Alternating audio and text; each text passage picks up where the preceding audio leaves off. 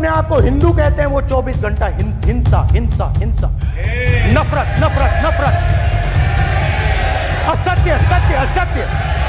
सत्य के साथ खड़ा होना चाहिए, सत्य से पीछे नहीं हटना चाहिए। जय हिंद, बंदे मातरम, भारत माয়ের জয়।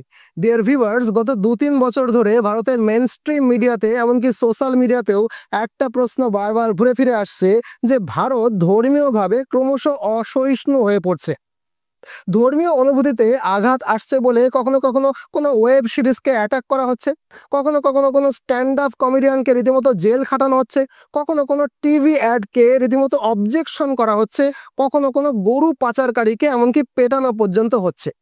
এই ঘটনাগুলো লাস্ট 5-10 বছরে বেশি বেশি করে ঘটছে বলেই স্বাভাবিকভাবেই একটা কোশ্চেন উঠছে যে ভারত কি ধর্মীয়ভাবে অসহিষ্ণু হয়ে পড়ছে? ভারতের হিন্দুরা কি ধর্মীয়ভাবে অনেক বেশি অসহিষ্ণু হয়ে গেল? এদের মধ্যে কোনো কোনো ইন্টেলেকচুয়াল এমনও মন্তব্য করছেন যে ভারতবর্ষ আর বসবাস করার মতোই জায়গা রইল না। আর এই কোশ্চেনটা যখন করা হচ্ছে তখন আমার মতো একজন শিক্ষকের জন্য এইটা নিয়ে প্রকাশ্যে আলোচনা করতেই হচ্ছে যে ভারত কি সত্যিই ধর্মীয়ভাবে অসহিষ্ণু হচ্ছে, আর যদি হয়ে থাকে তার পেছনে ঠিক কি কি কারণ কাজ করছে। আর আজকের এই ভিডিওটাতে আমি এই প্রশ্নের উত্তরটা খুব নিরপেক্ষভাবে খুঁজবো, কিন্তু নিরপেক্ষভাবে খুঁজতে গিয়ে প্রকাশ্যে গোমাংস খাওয়ার বিষয়টা তো আসবে। কোনো একজন বিখ্যাত রাজনৈতিক নেত্রী শিবলিঙ্গে কন্ডম পরিয়েছেন সেই বিষয়টাও আসবে। গরু পাচারকারীকে জয় শ্রীরাম বলে বলে পেটানো হচ্ছে সেই বিষয়টাও তো আসবে। অতএব এই আলোচনাটা করতে করতে আলোচনাটা কখনো কখনো একটু গরম হয়ে যাবে। তাই সবাইকে অনুরোধ করব ভিডিওটা নিরপেক্ষভাবে শেষ অবধি দেখুন। যদি গালাগাল দেওয়ার ইচ্ছে থাকে শেষে আমার কমেন্ট বক্স খোলাই থাকবে, রোজ যেমন গালাগাল দেন আজকেও দেওয়ার সময় পাবেন। প্রথমে আমরা চলুন এই কোশ্চেনের উত্তরটা খুঁজতে গিয়ে জেনে নিই যে ভারতবর্ষে মোট কটা ধর্মীয় সম্প্রদায় রয়েছে। ভারতে মোট 3টে ব্রড ধর্মীয় সম্প্রদায় রয়েছে। প্রথমটা হচ্ছে মুসলিম, দ্বিতীয়টা হচ্ছে খ্রিস্টান এবং তৃতীয়টা হচ্ছে হিন্দু। হিন্দু বলে আলাদা কোনো ধর্ম নেই। এই ব্রড একটা ক্যাটেগরির মধ্যে আমি সনাতন ধর্ম, বৌদ্ধ ধর্ম, জৈন ধর্ম এবং শিখ ধর্মটাকে রেখেছি। এবং এখন চলুন দেখি যে এই 3টে ধর্মের মধ্যে ধর্মীয় সহিষ্ণুতার প্রশ্নে কোন ধর্ম কতটা সহিষ্ণু, কোন ধর্ম কতটা অসহিষ্ণু। প্রথমে আমরা আলোচনা করব ইসলাম ধর্ম নিয়ে। ইসলাম ধর্মে কোনো রকম সমালোচনা বা কোনো রকম ক্রিটিসিজম একেবারেই অ্যালাউড নয়। তারা শুরু থেকে কিন্তু এভাবে রিজিট, তারা কোনো রকম সমালোচনা সহ্য করেন না। ইনফ্যাক্ট পৃথিবীতে 13টা এমন দেশ আছে যেখানে ধর্ম নিয়ে ক্রিটিসিজম করার শাস্তি হচ্ছে মৃত্যুদণ্ড, আর ঘটনাক্রমে এই 13টা দেশই কিন্তু মুসলিম ধর্মের দেশ। এমনকি আপনি একজন ইন্টেলেকচুয়ালকেও খুঁজে পাবেন না যারা নিজের দেশে ধর্ম নিয়ে কথা বলে শান্তিতে ছিল কোনো মুসলিম দেশে। প্রত্যেকেই তারা কিন্তু তাদের প্রাণ বাঁচাতে দেশ ছেড়ে পালাতে বাধ্য হয়েছে। এক্সাম্পল হিসেবে আমি দিতে পারি নাম তারেক ফাতে, তিনি পাকিস্তানে বাড়ি ছিল, এখন কানাডায় থাকেন, মাঝে মাঝে ভারতেও থাকেন। এক্সাম্পল হিসেবে আমি নাম বলতে পারি তসলিমা নাসরিন, তিনি বাংলাদেশি, মুসলিম মৌলবাদীদের হাত থেকে প্রাণ বাঁচানোর জন্য বিভিন্ন জায়গায় প্রাণ বাঁচাতে ঘুরে ফিরে বেড়াচ্ছেন, পালিয়ে বেড়াচ্ছেন। আমি নাম বলতে পারি সালমান রুশদির, তার কথাটা আপনারা জানেন। এমনকি ফ্রান্সে কার্টুন আঁকতে গিয়ে একটা শিক্ষকের গলা কাটা হয়েছে এবং তার সমর্থনে গোটা পৃথিবীর মুসলিম বিশ্ব যেভাবে মিছিল করেছে সেটাও আপনারা দেখেছেন।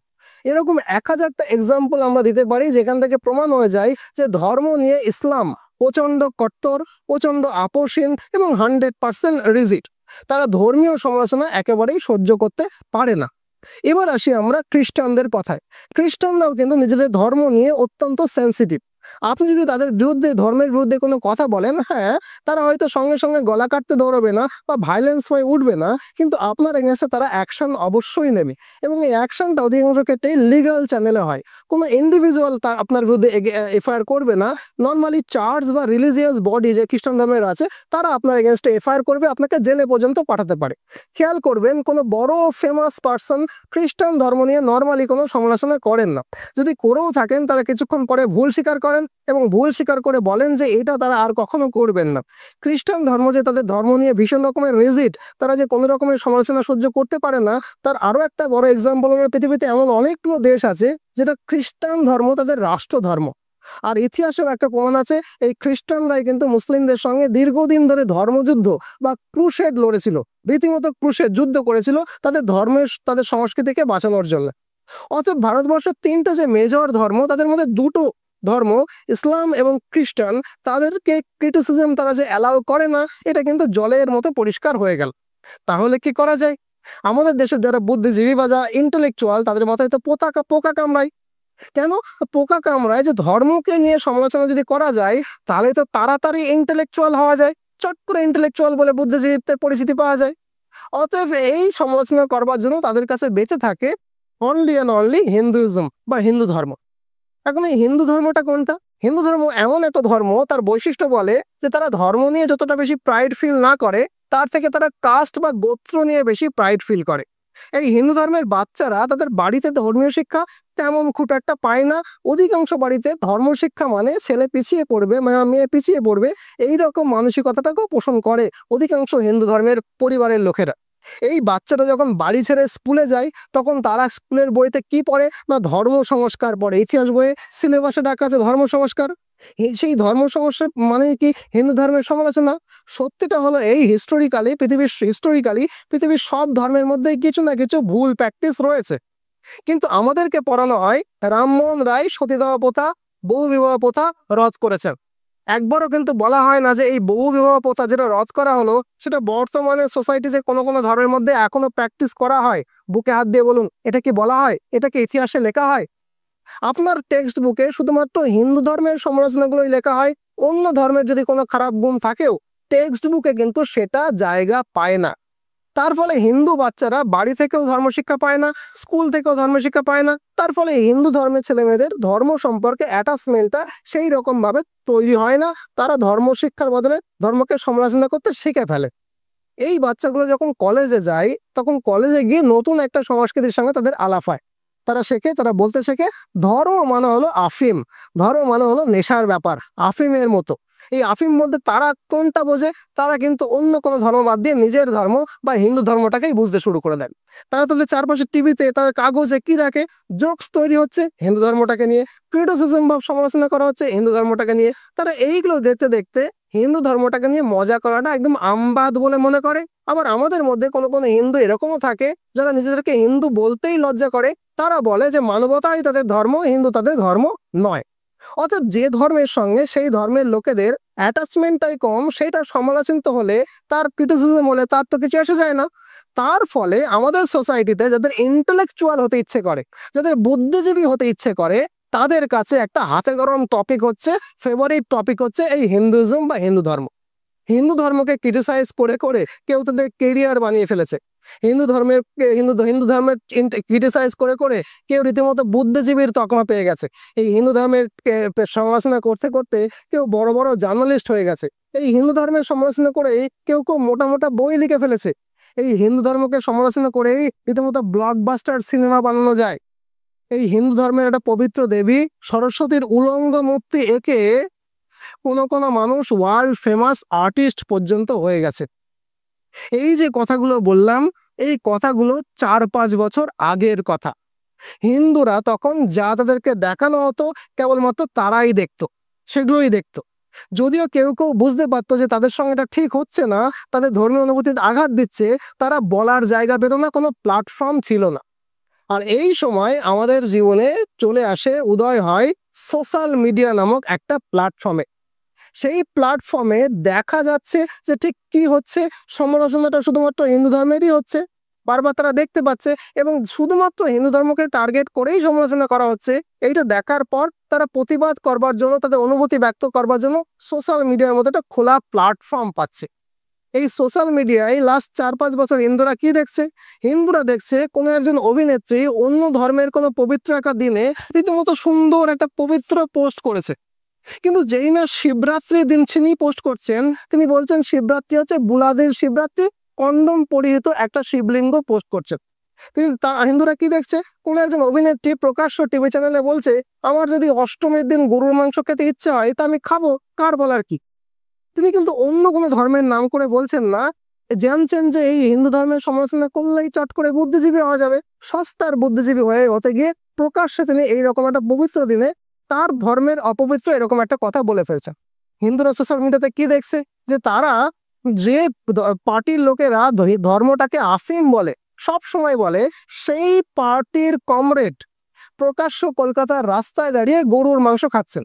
এটা শুধু দেখছেন না, দেখছেন যে সেই পার্টির যারা অন্য ধর্মের লোক রয়েছে যারাও ধর্মটাকে আফিম বলে, তারা কিন্তু কেউ তার পাশে দাঁড়িয়ে শুয়োরের মাংস বাটিতে করে খাচ্ছে না। দেখছে শুধু গরুর মাংস খাওয়া হচ্ছে, শুয়োরের মাংসটা খাওয়া হচ্ছে না। তার মানে একটা পার্টি যারা ধর্মটাকে আফিম বলে, আসলে সব ধর্মের লোকেরা সেই পার্টির মধ্যে সেটা বিশ্বাস করে না। তারা কি দেখছে যে ধর্মকে মজা বানিয়ে রীতিমতো সিনেমা তৈরি হচ্ছে, এবং সেই সিনেমাটা কিন্তু একই রকম ভাবে অন্য ধর্মের ক্ষেত্রে সমালোচনা করছে না। তারা কি দেখছে যে দুর্গাপুজোর মণ্ডপে রীতিমতো অন্য ধর্মের প্রার্থনা সঙ্গীত বাজছে, কিন্তু অন্য কোনো ধর্মে, হিন্দু ধর্মের প্রার্থনা সঙ্গীত বাজছে না। তারা দেখছে দুর্গা পুজোয় ফিতে কাটতে এসে কোনো একজন বাংলাদেশি ক্রিকেটার যখন দেশে ফিরছে, তখন তার এত সমালোচনা হচ্ছে যে সে হাত জোর করে ক্ষমা চাইছে যে আমি আর কখনো হিন্দু ধর্মের ফিতে কাটতে যাব না। সোশ্যাল মিডিয়া যখন ছিল না, তখন এইসব তারা দেখতো কম, আর প্রতিক্রিয়া জায়গার যেহেতু জায়গা ছিল না, তারা প্রতিক্রিয়া জানানোর জায়গা পেত না। কিন্তু এখন কি তারা দেখতে পাচ্ছে এগুলো সোশ্যাল মিডিয়ায়, এবং প্রতিক্রিয়া ব্যক্ত করবার জন্য একটা খোলা প্ল্যাটফর্ম সোশ্যাল মিডিয়া তারা পেয়ে গেছে। সোশ্যাল মিডিয়াতে তো এখন মাঝে মাঝে এমন ঝড় বয়ে যায় যে সেই ঝড়ে কথা কিন্তু শুধুমাত্র সাধারণ হিন্দুরা বলে না, যারা উচ্চমানের শিক্ষক, উচ্চমানের বুদ্ধিজীবী, ইউনিভার্সিটির প্রফেসর, বড় বড় ডাক্তার, বড় বড় নেতৃত্ব, এবং কি অমিতাভ বচ্চনের মতো মানুষও মাঝে মাঝে হিন্দু ধর্মের সমালোচনা হলে তার এগেনস্টে পোস্ট করে। আর এর ফলে সবচেয়ে বেশি অসুবিধায় যারা পড়ে গেছে তারা সেই হিন্দু ইন্টেলেকচুয়ালরা, যে বুদ্ধিজীবীরা এই হিন্দু ধর্মের সমালোচনা করাটাকেই তাদের কেরিয়ার বানিয়ে ফেলেছিল, যে সাংবাদিকরা হিন্দু ধর্মের সমালোচনা করাটাকে একদম সাংবাদিকতা বলে মনে করতো, যে ফিল্ম মেকাররা কেবল হিন্দুদের সমালোচনা করেই ফিল্ম বানাতো, ইন্টেলেকচুয়াল এবার তারা কি করে হবে এইটা নিয়ে তারা রীতিমতো চিন্তায় পড়ে গেছে। তারা মনে করছে কই আগে তো এরকম ছিল না, 5 বছর আগে তো এরকম ছিল না, কিছুদিন আগেও তো এরকম ছিল না, হঠাৎ করে আজকে এরকম কেন হচ্ছে? তাহলে হিন্দুরা অসহিষ্ণু হয়ে পড়ছে। কেউ কেউ তো আবার এরকমও বলছে যে এই দেশ এতটাই অসহিষ্ণু হয়ে পড়ছে যে আমাদের এই দেশে আর থাকাই হয়তো হবে না, দেশ ছেড়ে হয়তো চলে যেতে হবে। কেন এরকম হচ্ছে? এইটা হচ্ছে রিভার্স সাইকোলজির জন্য। রিভার্স সাইকোলজি কি? এটা একটা খুব শক্ত টার্ম, কিন্তু সোজা করে যদি বলি তাহলে আপনারা বুঝবেন। ধরুন একটা মায়ের 3টে ছেলে আছে। এক হচ্ছে রাম বড় ছেলে, শ্যাম মেজো ছেলে, আর যদু হচ্ছে ছোট ছেলে। এই যদু হচ্ছে খুব রকচটা, তার মাছ ভাজা চাই রোজ দিন। মাছ ভাজা যদি সে না পায় তাহলে মাকে মাঝে মাঝে মারতে এগিয়ে যায়, হ্যাঁ মেরে ফেলবো, কেটে ফেলবো, এরকম ভাব দেখায়, রীতিমতো তেড়ে যায়। আর শ্যাম, তারও একটা বিশেষ ধরনের মাছ পছন্দ, সেই মাছ ভাজা তাকে মাকে দিতে বাধ্য করে। যদি না দেয় সে বলে আমি দেখো বাড়ি ছেড়ে কিন্তু চলে যাবো, সে একটু গরম দেখায়, মেজাজ দেখায়। আর রাম হচ্ছে বড় ছেলে, সে কোনো স্বাদ চড়েও রা করে না, মা তাকে যেমনটি খেতে দেয় তেমনটাই খায়, কত রকম নিজের পছন্দ অপছন্দের কথা সেই রকম ভাবে বলেন। আর এই মা দীর্ঘদিন ধরে এইরকম একটা পরিস্থিতির সামনে পড়ে কি মনে করে, কখনো কখনো রামকে বলে দেখ আজকে তোর মাছটা ছোট হয়ে গেল, তার কারণ যদুকে তো একটা ভাজা মাছ দিয়েছি, তো ভাজা মাছ দিয়ে তো ভাত খাওয়া যায় না, ওই জন্য একটা ঝোলের মাছও দিয়েছি, ওই জন্য তো একটু কম পড়ে গেল। অন্যদিন বলেন দেখ শ্যাম তো ওই পদটা খেতে পছন্দ করে, তুই তো জানিস তোর এটা পছন্দ না, কিন্তু শ্যাম তো পছন্দ করে, ওই জন্য ওই পদটা রান্না করেছি, তোর অপছন্দ না হওয়া সত্ত্বেও এই পদটাই তুই খেয়ে নে বাবা, কি করবি। দীর্ঘদিন ধরে এই ঘটনাটা যখন ঘটতে থাকছে তখন কোনো একদিন রামের মনে হচ্ছে আরে মা তো শুধুমাত্র ওদের দুটোকেই খেয়াল রাখে, আমার খেয়াল তো রাখে না, সমালোচনা শুধু আমারটাই করে, কম শুধু আমাকেই দেয়, আমার অপছন্দেরই কেবলমাত্র খেয়াল রাখে না। এই জন্য আজকে রাম ভাতের থালা ছেড়ে উঠে পড়েছে। সে কোনো রকম মাকে মারতে যায়নি, কাটতে যায়নি, বাড়ি ছেড়ে চলে যাবো এরকম বলেনি, কিন্তু ভাতের থালা ছেড়ে সে উঠে দাঁড়িয়েছে। আর যেই না উঠে দাঁড়িয়েছে আজকে বিকেলবেলা মা গালে হাত দিয়ে চিন্তা করছে আমার রাম তো এরকম ছিল না, সাত চড়ে গালে মারলেও কোনো রাগ করতো না, আজকে হঠাৎ ভাত ছেড়ে উঠে গেল কেন? নিশ্চয়ই কোনো বাইরের সংগঠন এসে এই ছেলেটার মাথাটা বিগড়ে দিয়েছে, নিশ্চয়ই এ অসহিষ্ণু হয়ে পড়েছে। এ কিন্তু দিনকে দিন অসহিষ্ণু হয়ে পড়ছে। হিন্দু দিনকে দিন অসহিষ্ণু হয়ে পড়ছে কেন? তার কারণ এই মায়ের গল্পে লুকোনো আছে। কোনো মাকে কেউ তেড়ে যাক এরকম কোনো শিক্ষা আমি দিচ্ছি না, আমি পুরো ঘটনার রিভার্স সাইকোলজিটা বোঝানোর জন্য এই ঘটনার আলোকপাত করলাম। আশা করি বুঝতে পেরেছেন যে কেন হিন্দু ধর্ম ক্রমশ অসহিষ্ণু হয়ে পড়ছে। তার কারণ ইন্টেলেকচুয়ালরা কেবলমাত্র হিন্দু ধর্মটাকেই টার্গেট করছে, দীর্ঘদিন ধরে করছে, আজকে পড়তে পাচ্ছে না বলেই তারা মনে করছে যে হিন্দু ধর্মটা অসহিষ্ণু হয়ে গেল। ডিয়ার ভিউয়ার্স, আমি কোনো ধর্মের পক্ষ নিয়ে কথা বলিনি, আমি বলেছি ধর্মীয় অসহিষ্ণুতা যদি খারাপ হয় তাহলে মুসলিম ধর্মের অসহিষ্ণুতাও খারাপ। খ্রিস্টান ধর্মের অসহিষ্ণুতাও খারাপ, শিখ ধর্মের অসহিষ্ণুতাটাও খারাপ, জৈন ধর্মের অসহিষ্ণুতাটাও খারাপ, বৌদ্ধ ধর্মের অসহিষ্ণুতাও খারাপ। ডিয়ার বুদ্ধিজীবী অ্যান্ড ইন্টেলেকচুয়ালস, আপনাদের যদি অসহিষ্ণু বলতে হয় প্লিজ সবাইকে একসঙ্গে বলুন, নিরপেক্ষভাবে বলুন। বিশ্বাস করুন, আমার দেশটা অসহিষ্ণু হোক এটা আমিও চাই না, কিন্তু অসহিষ্ণু হচ্ছে, তার কারণ রিভার্স সাইকোলজি তৈরি হচ্ছে। আর রিভার্স সাইকোলজিটা কি আমি কিন্তু রীতিমতো